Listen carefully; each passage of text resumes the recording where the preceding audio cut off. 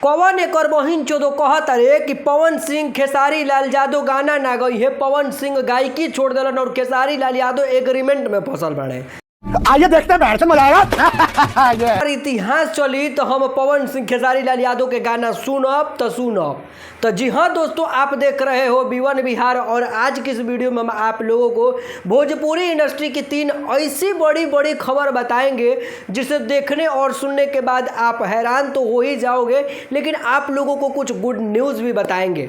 तो चलिए इस वीडियो को आप लोग अंत तक देखिएगा। अगर नए नए आए हुए हैं तो चैनल को सब्सक्राइब और फेसबुक पेज पर देख रहे हैं तो फॉलो करना ना भूलिएगा। और बात आप लोगों को बता दें कि बड़े मियाँ और छोटे मियाँ खेसारी लाल यादव और पवन सिंह दोनों एक हो गए हैं, आप लोगों को तो पता ही है। लेकिन अब देखिए कि विवाद शुरू होना स्टार्ट हो गया।